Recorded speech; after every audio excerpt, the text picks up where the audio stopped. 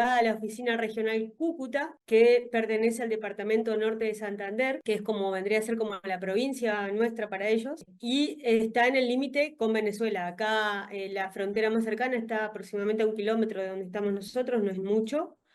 Eso tienen varios pasos internacionales. Estamos para Cascos Azules con Janina Paola Radke, sargento ayudante del Arma de Ingenieros del Ejército Argentino, que actualmente se encuentra desplegada como observador internacional en la misión de verificación de las Naciones Unidas en Colombia, como parte integrante de la coordinación del mecanismo de monitoreo y verificación para el cese del fuego con el ELN, Ejército de Liberación Nacional.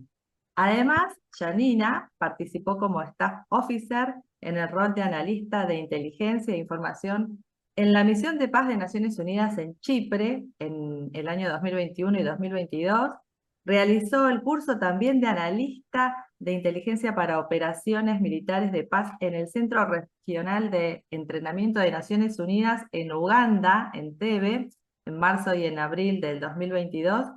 Es licenciada en Relaciones Internacionales con orientación en desarme, conflictos armados y misiones de paz. Y también profesora universitaria para la enseñanza media y superior en la conducción militar de la Universidad de la UNDEP.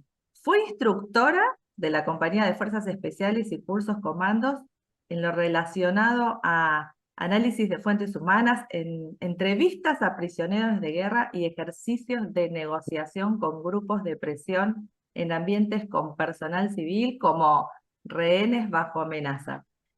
Docente también en la materia de negociación y resolución de conflictos en el Colegio Militar de la Nación, sabe inglés, sabe alemán, y además está casada con Daniel y es mamá de Mateo, de Jaco y Emilia. Bueno, la verdad que es un honor y un placer tener mujeres en el ejército argentino y en la misión de paz allí en Colombia con esta preparación, con estos estudios, con esta valentía de estar allí en Cúcuta, en el departamento norte de Santander, límite con Venezuela.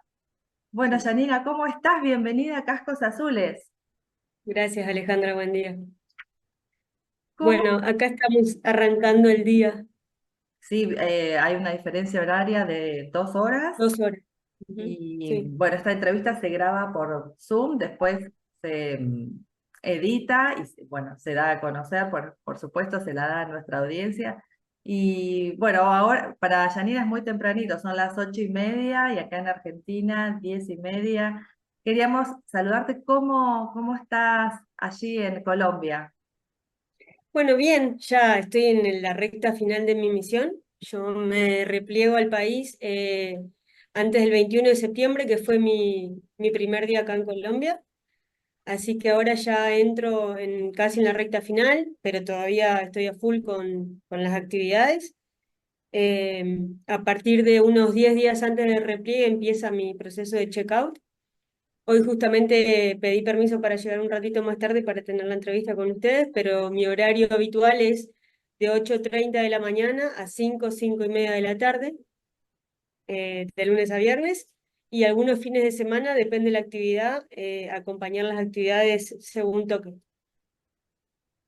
¿Y cuál es tu rutina diaria? ¿Cuál es tu trabajo específico? Contale a la audiencia cómo es esa ciudad donde estás, qué tenés que hacer, cómo es tu contacto con los colombianos, cuál es la Bueno, misión que estás cumpliendo allí en Colombia.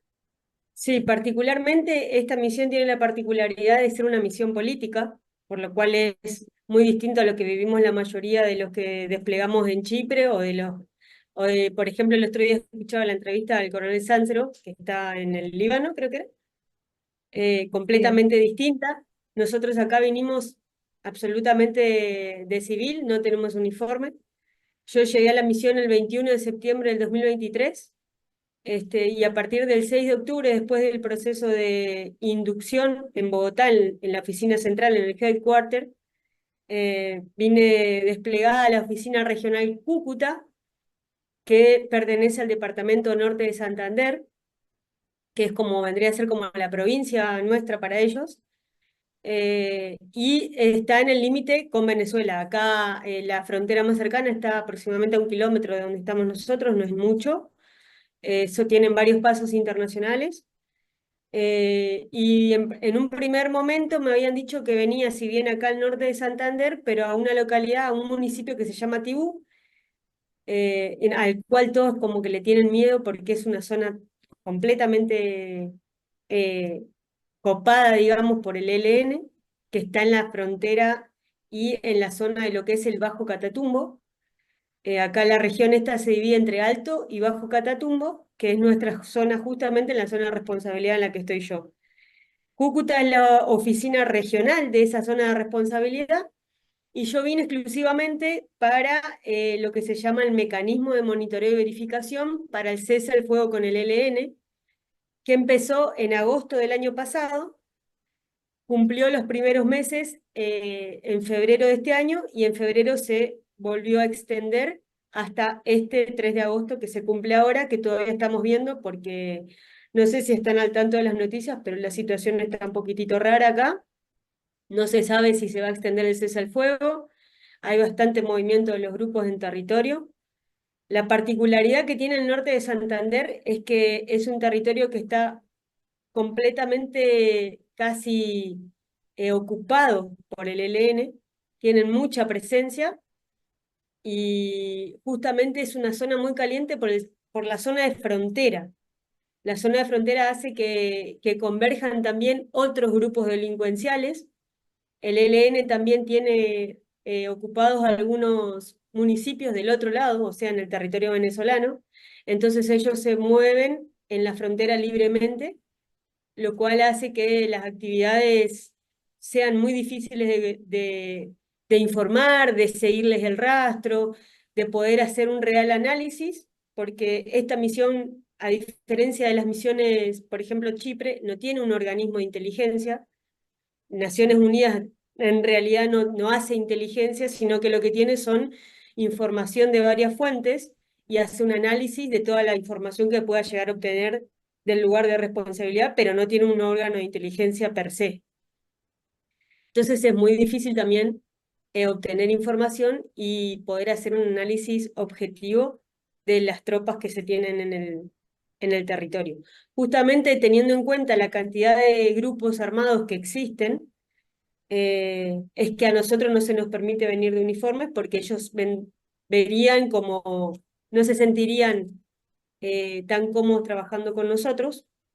En mi caso, el mecanismo de monitoreo y verificación trabaja justamente para verificar que ese cese al fuego con el ELN se cumpla. Nosotros tenemos reuniones todas las semanas. En nuestra mesa regional deberían estar los delegados de gobierno, que en este caso cumplen el rol un oficial de la Policía de Colombia y un oficial de la Armada, que son representantes del gobierno, la Comisión Episcopal de Colombia, que son representantes de la Iglesia Católica, nosotros como interlocutores, nosotros hacemos parte de la mesa, pero nosotros no somos los que llevamos adelante la negociación. Y también una parte muy importante que es la veeduría social, que es el contacto que tenemos nosotros en territorio con lo que son las personerías, defensorías en todas las localidades que tiene acá el municipio, y el contacto que hacemos con la gente, que son los que realmente nos brindan la información de lo que está pasando, de lo que ellos creen que son violaciones a los derechos humanos, y lo que suma a nuestro análisis y nuestra verificación del cese al fuego. Hablé un tirón así rápido.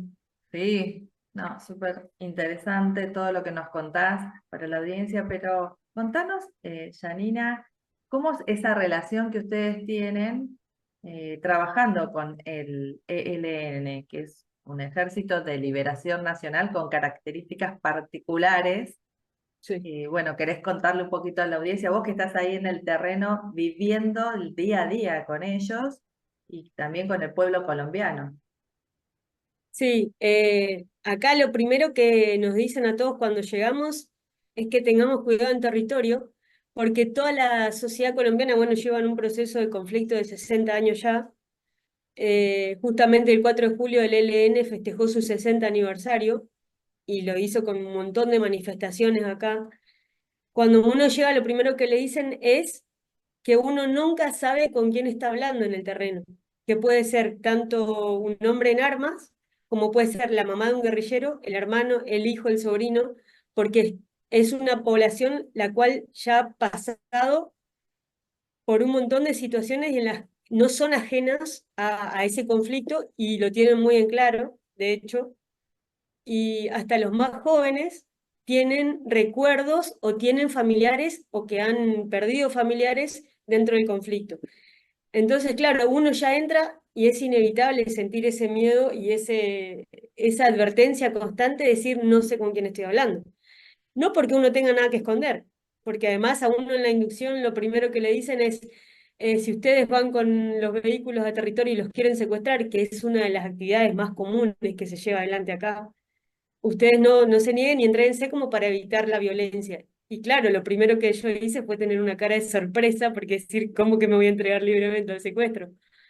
Eh, pero bueno, uno acostumbra la cabeza y siempre yo creo que acostumbra y con lo que sabe y con lo que se prepara y sabe cuál es su rol, qué es lo que tiene que llevar adelante, se mueve en el territorio. En el territorio uno está acostumbrado a ver militares, sobre todo por todos lados, en todas las rutas, es muy común. Si uno va con la advertencia de moverse y como acá los grupos armados suelen dejar explosivos improvisados en los caminos, en los accesos, también va con ese miedo de ir a pisar una mina, de activar un artefacto explosivo, entonces siempre anda como alerta y cuando vuelve del territorio, así sea que la actividad duró de 8 a 5 a 5 de la tarde, vuelve con eso de, bueno, volví sano y salvo y estoy tranquila, ya estoy de regreso, sobre todo no solamente por uno, sino por la familia. Por supuesto. Eh, Hola, hola, ¿cómo estás? Mi nombre es Alejandra Formoso Rosola y como parte del equipo de Cascos Azules queríamos invitarte a que si te gustaron estos videos te suscribas y le des un like. Es una forma de colaborar para los que trabajan por la paz. La paz del mundo es la paz de Argentina. Sé parte de esta epopeya. Acompáñanos. Gracias. Así que cuando llegué acá y mi primer misión fue justamente ir a Tibú, que es una zona plenamente ocupada por el ELN, ese fue mi miedo. En territorio ellos se mueven con motocicletas, con vehículos completamente polarizados, y claro, cuando ellos lo ven a uno que es nuevo en la zona, lo siguen constantemente por todos lados. Uno siempre anda identificado con el chaleco celeste, pero no quiere decir que lo puedan detener y preguntarle algo. No me ha pasado.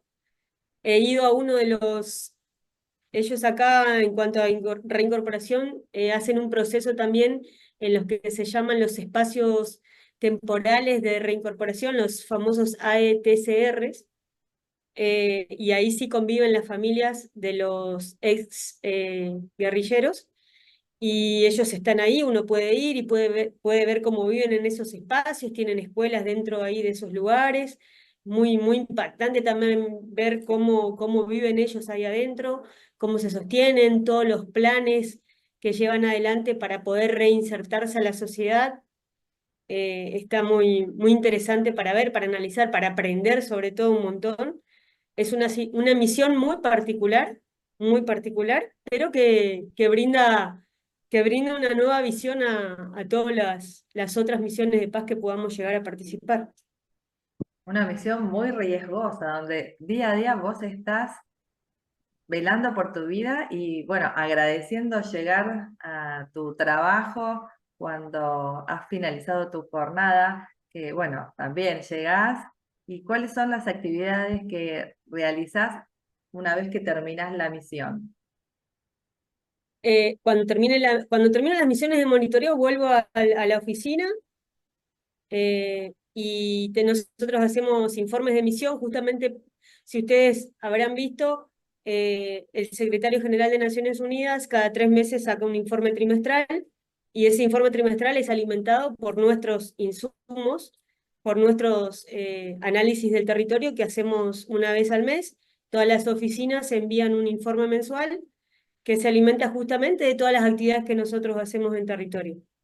En mi caso, yo hago la coordinación con las otras oficinas locales, que son Tibú, Ocaña y Aguachica, que son todo mi sector de responsabilidad, pero mi oficina, como es regional y tiene para el mandato original, fuera del mecanismo, también hace observación a otros departamentos, como son Arauca, el sur del Bolívar y el Magdalena Medio, que es bastante amplio y que tiene muchísimas otras dinámicas de conflicto más importantes, porque ahora por esa zona también hay otros disidentes, como ser disidentes de FARC, Estado Mayor Central, Segunda Marquetalia, y tienen una dinámica de conflicto mucho más fuerte que incluso la nuestra, que acá ya el conocido es el ELN, y por ahí lo que hay sí mucho más resguardo es porque hay muchas bandas delincuenciales y también las famosas AGC,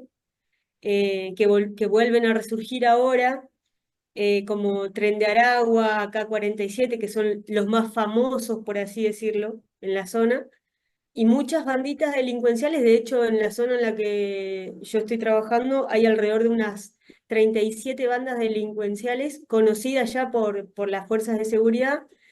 Acá hay picos durante el año de homicidios por sicariato.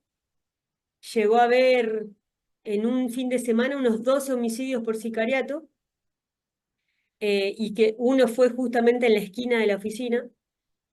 Y claro, a uno le empieza a mover el avispero, por así decirlo, porque a uno se preocupa porque no sabe bien a dónde apuntan los sicarios, cuál es la misión que tienen. Hay muchísimos homicidios. Es una zona bastante caliente, justamente por lo que mencioné anteriormente de la zona de frontera. Y bueno, y ahí vamos aprendiendo un montón, porque yo siempre pensaba que con lo que había aprendido en la UNDEF sobre relaciones internacionales y conflicto me alcanzaba, pero no. Uno cuando llega a un territorio como este recién tiene en claro cuál es la realidad de los libros, y todo lo que eso conlleva. Exactamente, porque estás ahí en el terreno con sos protagonista en el terreno con los conflictos, que bueno, como decías vos, estudiando cómo se preparan, preparándose, pero otra cosa es estar allí en medio del conflicto, de tratar de que se respeten esos acuerdos de paz y la verdad que desde acá te mandamos nuestras felicitaciones porque hay que tener coraje también, ¿no es cierto? Porque Y no sé. ¿cuáles son los mayores desafíos y las lecciones que has aprendido en este tiempo allí en Colombia? Los mayores desafíos, yo creo que adaptarse a lo nuevo, porque uno, bueno, en mi caso, yo vengo de siempre estar en primero unidades de combate y después siempre en el entorno militar, y esta es una misión política.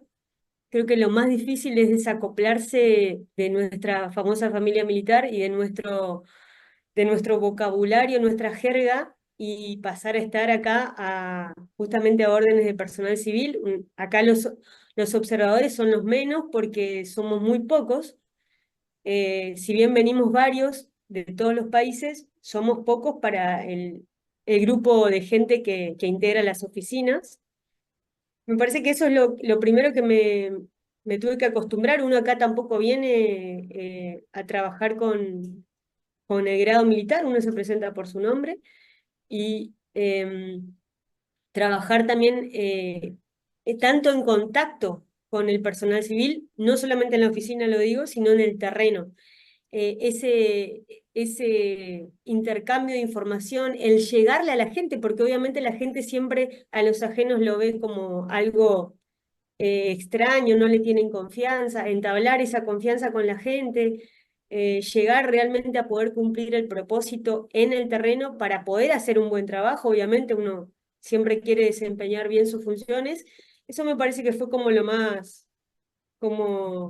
que más me costó hacer, y por suerte lo pude sobrellevar. Eh, Y después uno quiere ver también avances que por ahí en un proceso de paz como este que es tan difícil, no llega a verlo, Claro. porque entendemos que es un proceso que va a llevar mucho tiempo, pero sí contenta con lo que aprendí, contenta con las relaciones que pude entablar tanto con la fuerza pública acá como con la gente en territorio. Los pueblitos que existen acá son maravillosos, la gente vive de una manera, trata de salir adelante y uno ve esas ganas de sobrevivir a pesar de vivir en lugares como estos, con conflicto. Y uno, yo creo que lo que más me llevó a pensar siempre es que agradezco enormemente la paz que uno vive en nuestro país, porque nosotros realmente vivimos en paz, y me llevo eso aprendido, porque desde el primer segundo mes que llevo acá, que digo, agradezco el país en el que vivo y cómo vivo, porque realmente es una diferencia muy grande con los miedos que uno vive acá. Claro, totalmente. Bueno, yo también estuve en Colombia el año pasado y cuando llegué a la Argentina realmente dije, qué linda que es mi Argentina, me siento en paz, me siento resguardada porque hay muchos problemas de seguridad. Si bien hay Sí, acá en Argentina, no es lo mismo lo que se vive allá, porque no, total. me acuerdo que iba por un camino a una playa y estaban gente que teníamos que pagarle para pasar y eran sindicados, bueno, por los paramilitares.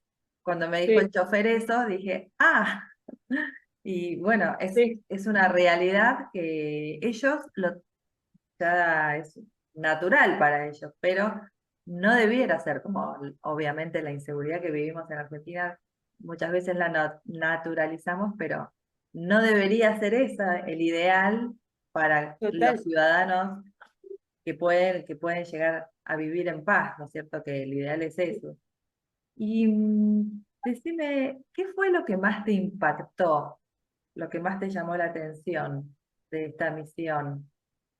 Justamente eso que acabas de mencionar, la fuerte presencia y acá le dicen el control social que ejercen los grupos. O sea, para mí era descabellado llegar a pensar que los grupos hacen, acá se llaman retenes, y cobran extorsiones. Hay empresas que tienen que cerrar sus puertas porque no pueden pagar las extorsiones. Yo decía, pero ¿cómo puede ser? Porque no entendía, todavía al día de hoy, que ya llevo varios meses acá, no termino de entender cuál es el objetivo que ellos tienen.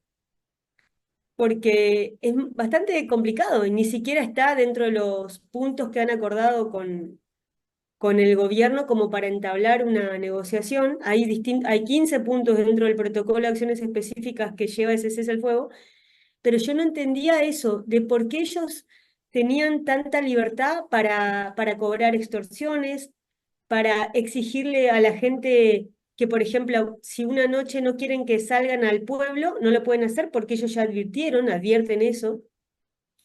Hay mucha ausencia del Estado en muchos lugares, mucha ausencia del Estado, y eso claramente es aprovechado por los grupos para marcar su presencia y para realizar su propio control. Ellos en muchos lugares incluso son mejores bienvenidos que el Estado mismo, porque ellos son los que ejercen la justicia en algunos lugares en donde puede haber delincuencia, ellos llevan adelante la justicia, los procesos judiciales los llevan ellos porque ellos, si hay algún inmigrante venezolano que haya provocado algún acto delincuencial, ellos, ellos lo ajustician, por así decirlo. Los chicos que se drogan, ellos se los llevan a los campamentos de rehabilitación. A los adolescentes en los colegios, ellos tienen una fuerte presencia en muchos lugares y no hacen reclutamiento forzado, pero sí, claro, la adolescencia, que es una edad complicadísima para los padres, les llegan a los chicos de otra manera y provocan que los chicos quieran irse a ser parte de los grupos. Y me dolía ver a las madres que nos decían, pero es que ellos vienen y como los endulzan, por así decirlo, a nuestros hijos con celulares, con plata, con carros, con vehículos, con motocicletas, que es muy difícil para nosotros después explicarles que eso no está bien.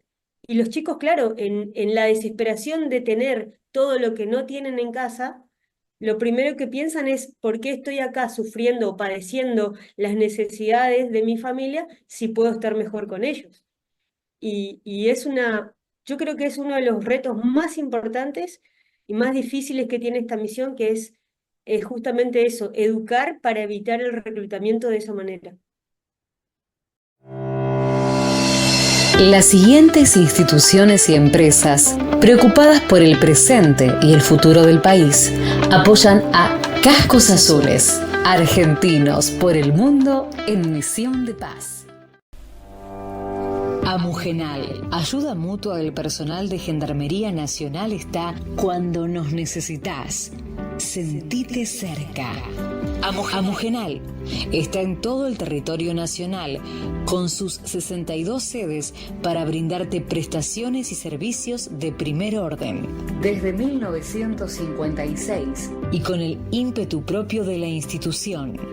Amugenal brinda cobertura en farmacias, facilidades para turismo y ventajas para capacitación, presencial o a distancia, en las más prestigiosas instituciones educativas: Universidad de Belgrano, Universidad Kennedy, Siglo XXI y muchas otras. Proveeduría y cuponera de descuentos en toda la gama de compras, gastronomía, entretenimientos y más. En casos de emergencias, crisis o problemas de salud, tu núcleo familiar acompañado. Y no olvides, el mutualismo es la expresión más cercana a la camaradería. Seguinos en nuestras redes. Sentite cerca.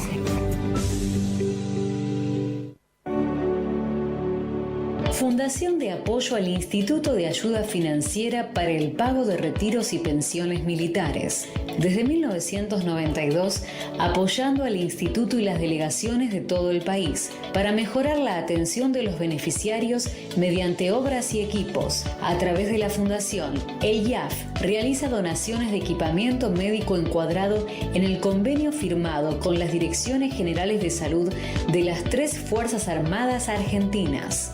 www.fundacionyaf.org. La Sociedad Militar Seguro de Vida auspicia Cascos Azules Argentinos. Sociedad Militar Seguro de Vida, contribuyendo a mejorar la calidad de vida de sus asociados, brindando servicios mutuales en todo el país. Atención personalizada de 7:45 a 13 horas, telefónicamente al 0810-222-7678, de 7:30 a 15 horas. No lo dude.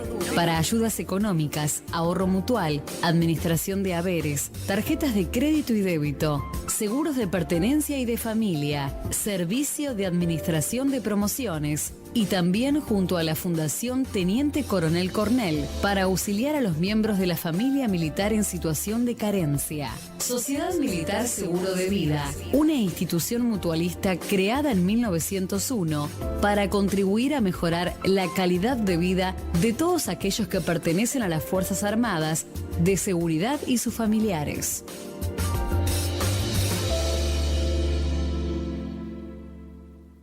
Y la colaboración de Gendarmería Nacional, Estado Mayor Conjunto, Armada y Fuerza Aérea Argentina.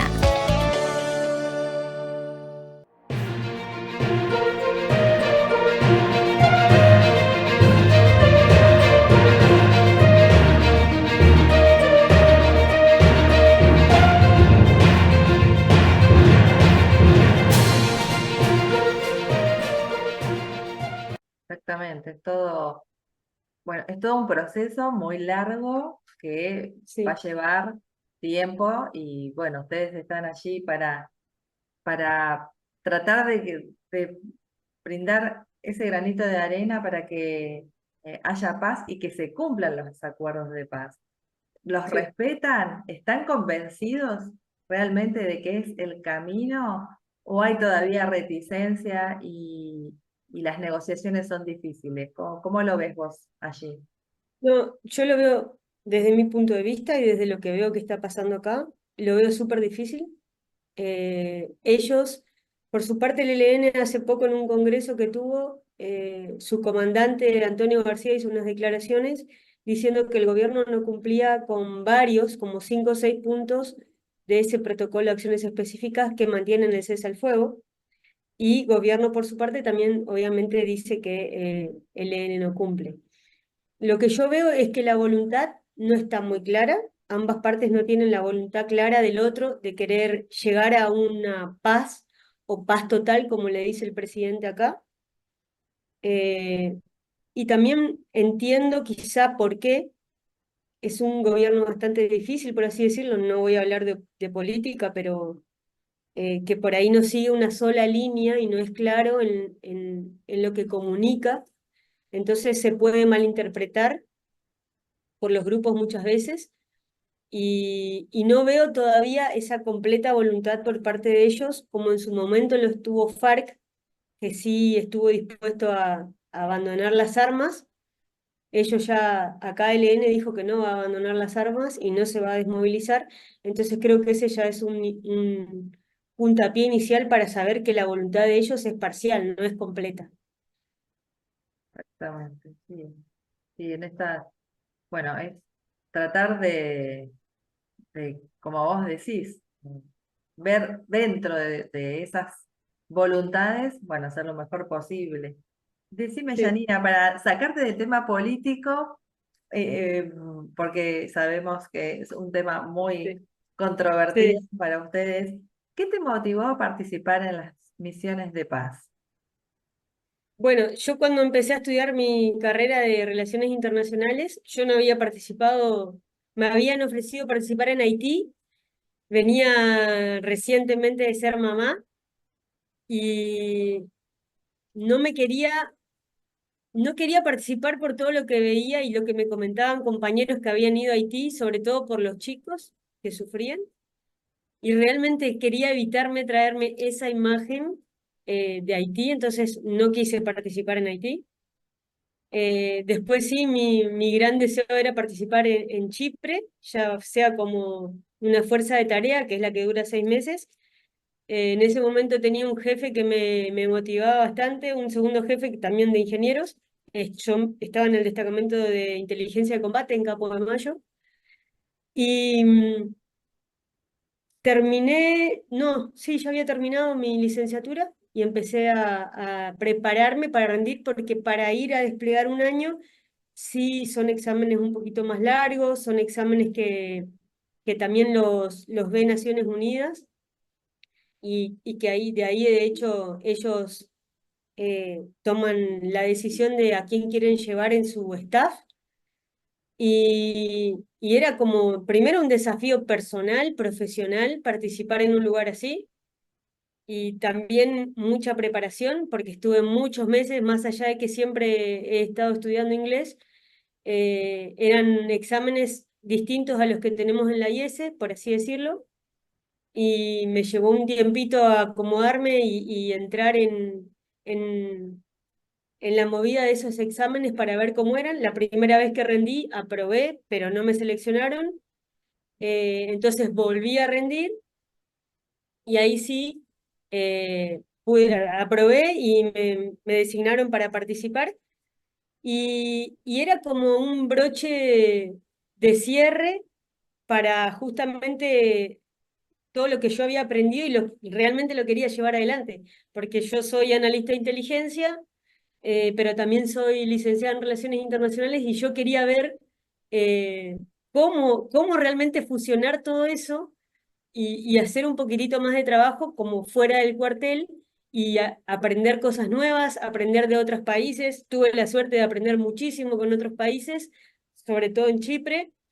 Bueno, también después me llevé la grata sorpresa de cuando participé en África, de darme cuenta de que realmente nuestro país nos prepara muy bien, las Fuerzas Armadas estamos muy bien preparadas para participar en estas misiones de paz, porque de hecho cuando llegué al curso en África, la doctrina que me estaban enseñando era muy similar a la nuestra, me dio mucho gusto porque digo, bueno, estamos a unos niveles que realmente sirven en el mundo, que son útiles, estamos en el camino correcto y realmente me han preparado bien y estaba contenta con todo eso porque yo realmente sabía lo que me estaban hablando, me gustó muchísimo, lo disfruté mucho.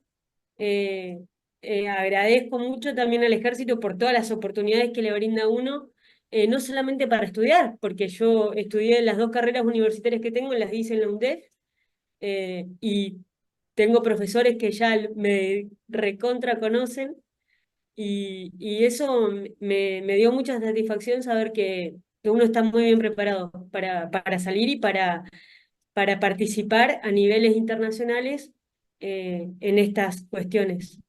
¿Cómo te manejas con todo, con toda esta carrera? Realmente una carrera intachable y con tu familia, con tus 3 hijos, tu marido, no sé qué profesión tiene, pero... Mi marido es curso mío, es compañero mío de la escuela. Ah, Eh, Justamente, bueno, este año cumplimos 20 años de casados, nos casamos cuando egresamos, al egresar, eh, y estuvimos destinados en Mendoza. Yo estuve un año en Neuquén, ahí me casé, me fui a Mendoza. Nuestros 2 primeros hijos nacieron allá. Emilia, la más chica, nació sí ya en Buenos Aires, hace varios años que estamos ahí.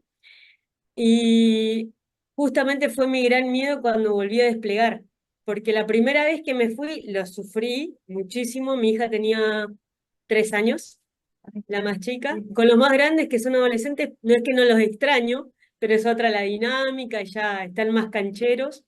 Si bien yo había hecho otras cosas, como participar de los operativos Fronteras, que fue creo que el lapso más largo que estuve fuera de casa, 45 días. Era la primera vez que me iba tanto tiempo y tan lejos cuando me fui a Chipre, y con la diferencia horaria, claro. porque esa fue la parte más difícil, porque claro, cada vez que yo quería hablar con ellos o estaban durmiendo o teníamos un horario completamente distinto, eran 6 horas, a veces 7 o 5, no me acuerdo cuando cambia el horario. Yo hablo con ellos todos los días por videollamada, pero también soy bastante obsesiva de estar presente porque siempre tengo mucha culpa. Creo que todas las mamás que trabajamos en las fuerzas lo sentimos cuando no estamos.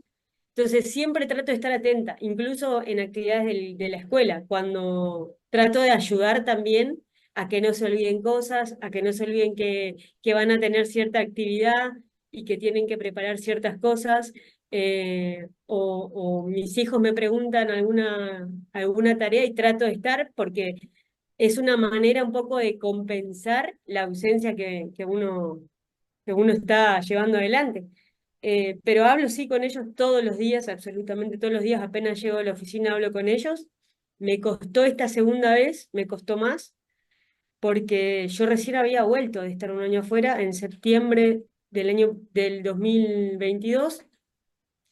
Llego y me incorporé a la Inspectoría General del Ejército como un nuevo destino. A mí me había salido el pase estando en comisión. Eh, y llevaba unos meses cuando me llamaron del Estado Mayor Conjunto a preguntarme si quería desplegar a Colombia, que de hecho era uno de mis objetivos, pero no pensé que se diera tan rápido.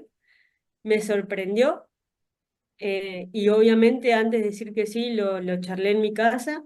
Me puse muy mal porque digo, los chicos me van a odiar porque otra vez me voy. No lo tomaron muy bien enseguida, pero después es como que no, bueno, es tu trabajo, andá, te apoyamos. En eso también tiene mucho que ver mi esposo, porque si no me diera el soporte y el apoyo que me da, yo no podría hacer esta actividad, definitivamente, porque no estaría tranquila dejando a mis hijos al cuidado de alguien que no fuera el papá. Entonces, en ese aspecto sí se lo agradezco por bancarme, porque es duro, y más con 3 que tienen distintas edades, distintas dinámicas, distintos problemas, distinto todo. Sí, Así que sí, me sí, imagino lo fuera, que será. Pero gracias a Dios sí, la sí, no, tecnología y como vos decís a tu esposo, Sí. que hace también el soporte y está con ellos y también valora tu carrera para que vos crezcas y te Sí. desarrolles y sientas esa plenitud también como mujer con tu profesionalismo. La verdad que, bueno, es loable y realmente es un orgullo tener también mujeres y familias como vos que están dando también su vida para lograr la paz en lugares de Gracias. conflicto. Y queda 1 minuto 40, yo quisiera tu reflexión final. La verdad que, bueno, fue un honor, un placer, te la súper agradezco. Y tenemos también Gracias. para mucho más porque esta misión es muy compleja, pero te dejo a vos las palabras, así podés eh, decirle a la audiencia tu reflexión final. Mi reflexión final es que vale la pena prepararse siempre, constantemente, sobre todo el personal militar que sabe que tiene estas oportunidades, que vale la pena prepararse, que vale la pena trasnochar, que vale la pena estudiar, que esto a uno le abre muchísimo la cabeza, estas actividades, uno aprende mucho, muchísimo, muchísimo, y lo cambian a uno también internamente. Eh, Hay que valorar las familias, sobre todo le agradezco a mi mamá, que siempre estuvo. Eh, y creo que, nada, que eso, que siempre hay que animarse, porque por ahí conozco muchas suboficiales que no se animan a salir de comisión justamente por ese miedito de, de los hijos y sobre todo porque es difícil, y que no le tengan miedo, que se animen, que uno las hace crecer en todo aspecto como persona y como profesional, que se animen. Y yo agradezco personalmente, profesionalmente a mis Fuerzas Armadas y a mi querido Ejército Argentino por todas las oportunidades que me brinda y por todo lo que me sigue brindando día a día.